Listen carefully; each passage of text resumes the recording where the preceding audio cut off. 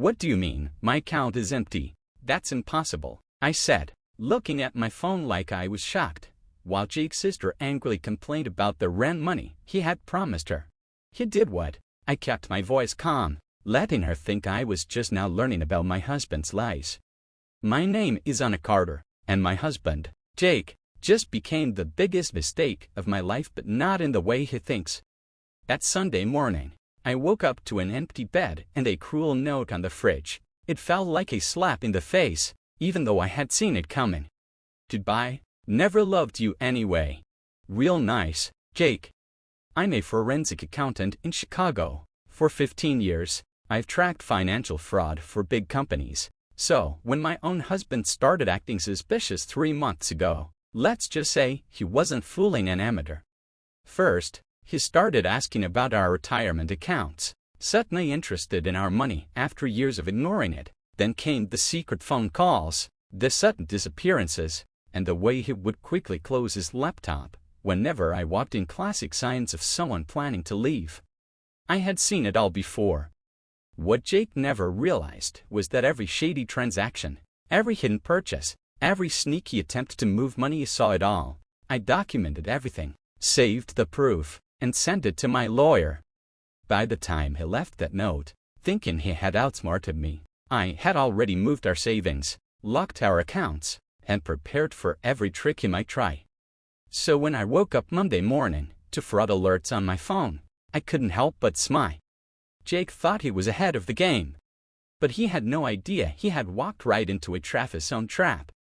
My phone kept buzzing, delayed transactions, frozen accounts, failed withdrawals. Each one was music to my ears. I glanced at the folder on my desk, labeled "just in case," filled with months of proof that would ruin not just his escape plan, but his entire future. As his sister begged for answers over the phone, I almost felt bad for him. Almost. Most people would be heartbroken to find out their husband of 8 years never really loved them. But here's the thing: when you study money for a living, you learn to see patterns. People think they're clever when they lie, but money always leaves a trail. And Jake, he left clues everywhere. I met Jake at a charity event 6 years ago. He was charming, confident, or so he seemed, and acted like he had his life together. He said he was an investment advisor, drove a nice car, and talked about our future. Looking back, I should have noticed the way he dodged questions about his job, how vague he was about his past. For 3 years, everything seemed great, or at least I thought so. We bought a beautiful house, took expensive vacations, and even talked about starting a family. But little things didn't add up. Like how he would get defensive when I asked about his student loans, or how he always avoided introducing me to his old co-workers. "You don't trust me," he'd say, turning it into my fault. "Why do you need to know everything?" Classic manipulation. I'd seen it in my job, people using emotions to cover up financial secrets. But I ignored the warning signs. That was my first mistake. Then came the red flags I couldn't ignore. Last Christmas, he insisted on separate accounts for holiday shopping. "It'll be more romantic if we surprise each other," he said. But I saw the credit card bills showing charges from expensive jewelry stores. Jewelry I never got. There were also his mysterious weekend business trips that didn't match any real conferences, strange phone numbers that always went to voicemail when I was nearby. Most wives would have confronted their husbands right away. But I'm not most wives. Instead, I quietly gathered bank statements, tracked every transaction, and built my case. Each time he thought he was covering his tracks, he was actually giving me more proof. I watched as he slowly drained our accounts, thinking I had no clue. "You're working late again?" he'd asked, pretending to care. "Just catching up on some cases," I'd say, without mentioning that the case I was working on was his. Then, 3 weeks ago, everything changed. I really was working late that night when my co-worker, Sarah, ran to my desk, looking pale and panicked. "Anna, you need to see this," she said, her voice shaking. I was reviewing a fraud case, and Jake's name came up. My stomach dropped. There it was. Jake's name, linked to shady transactions we had been investigating. Not as a victim. Not as a witness. But as a suspect. The same patterns I had seen in our personal finances were showing up in his professional life. He wasn't just planning to leave me. He was running from something much bigger. There's more, Sarah whispered, scrolling through the files. He's been named in 3 other fraud cases, different states, different names, but the same scam. He finds successful women, marries them, then steals their money. The last one was in Dallas right before he moved to Chicago. Everything suddenly made sense. The charm, the lies, the sudden interest in my money. It was all part of his plan. I wasn't his wife. I was his next target. And he had no idea that the woman he tried to scam was someone who spent her life catching men like him. That night, I sat in my kitchen until morning, looking at everything with fresh eyes. These sweet words, the careful lies, the way he slowly tried to push me away from my friends and family. It was all so obvious now. I laughed not because it was funny, but because of how ridiculous it was. He picked the wrong woman. For the next 3 weeks, I prepared. Every morning, I kissed him goodbye like nothing was wrong. Every night, I listened to his fake stories about work, while secretly collecting proof of his crimes. I moved our money, contacted the FBI, and gathered everything I needed not just to protect myself, but to help the other women he had hurt. You seem different lately, Jake said one evening, watching me closely. Everything okay? I smiled, thinking about the trap I had set. Just tired from work, I said. He nodded, probably believing I was stressed about making more money he planned to steal. If he had paid attention, he might have seen the look in my eyes, the one that said I knew everything. But con men like Jake always think they're the smartest person in the room. They never expect to get played. The morning after Jake disappeared, his plan unfolded exactly as I expected. First, the bank called suspicious withdrawals, maxed out credit cards. Then, his sister, Lele, called late crying about the money he owed her. And then, a woman named Rachel Collins from Texas. Do you know where your husband is? She asked. Her husband. I gripped my phone tighter. I'm sorry. What did you just say? Jake Carter, Rachel said angrily. He's still legally my husband. He stole my money 3 years ago and disappeared. I've been tracking him ever since. I smiled. Well, that's interesting, because here, he went by Jake Anderson, and I've been expecting your call. For the next hour, Rachel and I compared stories. Same charming smile. Same fake investment job. Same way of stealing everything before vanishing. But this time, he made a mistake. I have enough proof to take him down, I told her, but I need your help to catch him. Then, right on schedule, my phone buzzed. A text from Jake. I'm sorry, can we talk, just one last time? Perfect. He was following the same pattern he used with Rachel, reaching out, pretending to be sorry, hoping to trick me into giving him one last chance at my money. I showed the message to my lawyer. She smiled. Let's set the trap.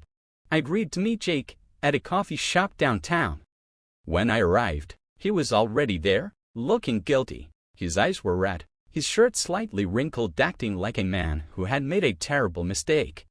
Mia, I'm so sorry, he said, reaching for my hand. I messed up. I was in a bad situation. I panicked. I pulled my hand away, pretending to think. How bad is it, Jake? His eyes lit up for a second, thought I was falling for it. $200,000, he admitted, but I have a plan. I just need access to our emergency fund. I stared at him for a moment. The emergency fund? You mean the one you tried to empty yesterday? His face fell, just for a second. Then, he quickly recovered. That was a mistake. I wasn't thinking clearly. But if you help me now, I promise. Promise what? I cut him off. To disappear again, like you did to Rachel in Texas. The color drained from his face. For the first time, Jake Carter Anderson, or whatever his real name was, looked truly afraid. I slid a folder across the table. You should have done your research, I said. Stealing from a forensic accountant, not your best move. That's when 2 FBI agents walked up to our table. I stood, straightening my jacket. Oh, and Jake, you might want to call a lawyer. A really good one. As the FBI led him away, my phone buzzed. It was my coworker, Sarah. We got him, she said, excited. The team just finished checking those offshore accounts you found. Turns out, Jake wasn't just scamming women, who was running a Ponzi scheme. Millions of dollars in fraud? I looked out the window at Jake, now sitting in the back of a federal car. He looked small, weak. Nothing like the confident man who thought he could fool me. How many victims? I asked, already knowing the number wouldn't be good. At least 23, 5 states, 12 women, all successful, all in finance.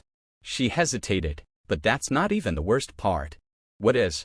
He was planning something bigger. We found proof he was setting up a new investment firm.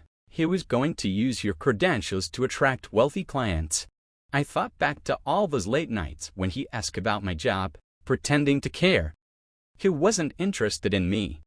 He was gathering information for his next big scam. The irony, I said, if he had just stuck to conning women, he might have gotten away, but he got greedy. Sarah sighed. And here's the kicker: remember that country club membership he insisted on last year? Turns out, he was using it to meet his next target, Caroline Mitchell. Caroline, a hedge fund manager, and one of my closest friends. While Jake had been pretending to be my loving husband, he had already started setting up his next victim. But he didn't know one thing. Caroline and I had been watching him for months. Let me guess, I said. Caroline gave you access to all their conversations. Sarah laughed. Every text, every email, every phone call. So, he basically built our case for us. Pretty much. I smiled. Jake had spent years tricking women. But this time, he was the one who got played. I couldn't help but laugh. Brandon had spent months planning his perfect escape, thinking he was the smartest guy in the room. What he didn't know was that every person he thought he was manipulating had been working together behind the scenes, building a case against him he could never have anticipated. Have you heard from his sister, Kelly? I asked, still processing the frantic call from earlier. That's a good part of the story, Susan replied. Turns out, Kelly isn't his sister. She's an accomplice. They've been running the scam together for years. She pretends to be the helpless sister so he can borrow money right before he disappears. She's being picked up in Chicago as we speak.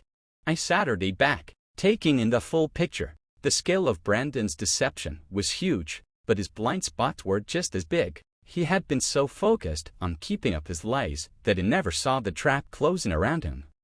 One more thing, Susan added. We finally tracked down his real identity. His name isn't Brandon Thompson or Murphy, it's Brandon Roberts, and he's been wanted for fraud in Canada since 2015. I couldn't help but smile. Well, Brandon Roberts, you just walked right into your worst nightmare. Just as I was heading out the door, my phone buzzed again. It was a text from an unknown number. You think you're clever, but you have no idea what's coming. Check your email.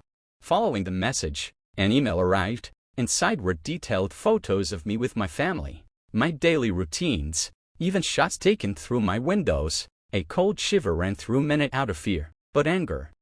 Brandon had hired someone to watch me. I forwarded the email to Susan and my lawyer and called Agent Morrison, the lead FBI agent on the case. We've got another player in the game. Already on it, Agent Morrison replied. The photos came from an IP address. We've been tracking James Foster, Brandon's old cellmate from a brief stint in Phoenix. He's been working as Brandon's muscle, threatening anyone who gets too close to exposing the scheme. I thought of Rachel Clark and wondered if this was why she had hesitated to come forward. Where is he now? We can't find him yet, but he's probably... Agent Morrison trailed off. Hold on. There's movement on one of Brandon's Francine accounts. Someone's trying to access it from your house. My house? I asked, my heart starting to race. I had left my laptop open. I immediately called Rachel. Is everything okay there? We have a situation, she whispered. Kelly's here. She must have had a key. She's trying to access Brandon's accounts from your computer. Kelly, the fake sister, who should have been in custody in Chicago. My mind raced. Either she had escaped, or... Rachel, get out of there now. Kelly's not alone. I heard a crash in the background, followed by Rachel's sharp gasp. Too late. Foster's here too. My heart pounded, but my mind stayed sharp. This was exactly the kind of move I had anticipated. Rachel, remember what we discussed. It's time. Through the phone, I heard Rachel's calm voice. Hey, Kelly, before you do anything stupid, you might want to look at what's on that screen. I smiled, knowing exactly what they were seeing. Every file, every account, every piece of evidence wasn't just stored on my laptop, it was being live-streamed to the FBI servers. The whole house was under surveillance, with agents nearby. It's over, I heard Rachel say. Look outside.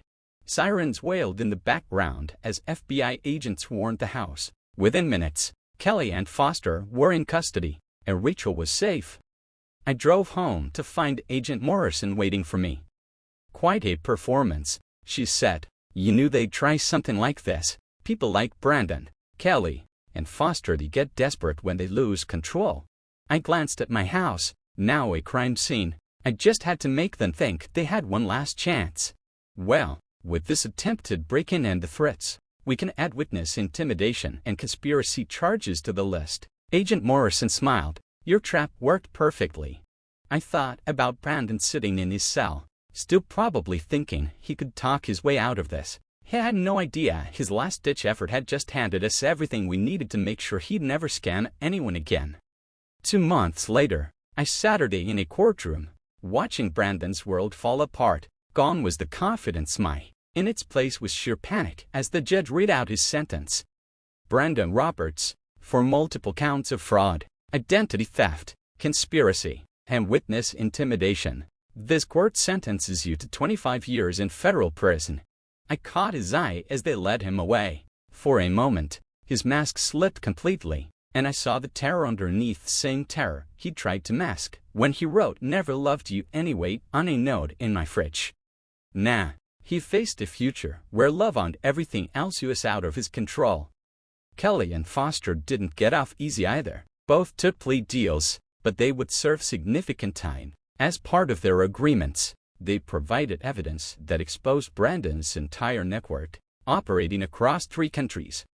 Rachel Saturday beside me, holding my hand as Brandon's other victims and the unexpected sisters in survival stood one by one, sharing their impact statements. Each woman told a story of betrayal, but ended with the same note of triumph. We got justice, and we took our power back.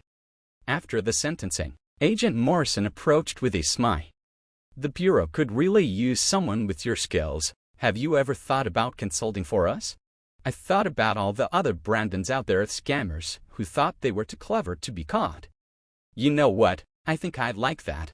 As I walked out of the courthouse into the bright Milwaukee sunshine, I felt lighter than I had in years. Brandon had thought he'd destroyed me, but he had only made me stronger. And now, I had a new mission, to make sure that no one like him would ever get away with this again.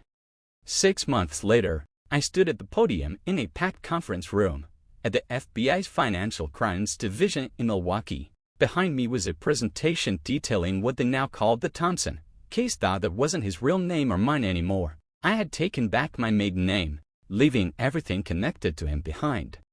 The modern con artist doesn't use a gun, I told the room full of agents. They use trust, manipulation, and technology, but they all leave a trail. You just have to know where to look. The program I had developed with the FBI was already showing results. In the past month alone, 3 major romance scam rings had been busted. Rachel had become one of our most valuable consultants, helping us understand how these predators chose their targets. After the presentation, I checked my phone to find a message from Susan. Another victim of Brandon's has been found in Vancouver. Unlike the rest of us, she's lost everything: her house, savings, business, but this time, we can help her recover what was stolen. The forensic team had finally cracked Brandon's encrypted files, revealing hidden accounts all over the world. I thought back to that Sunday morning when I found his note, how he tried to break me with 5 cool words. Instead, he gave me a gift chance to help others fight back. My new apartment overlooked Lake Michigan. As I Saturday on my balcony that evening, I smiled at the irony. Brandon spent his life stealing from strong women, but in the end, he had unwittingly created something powerful, a network of survivors turned warriors, all committed to taking down men like him. Sometimes, the best revenge isn't just surviving, it's thriving.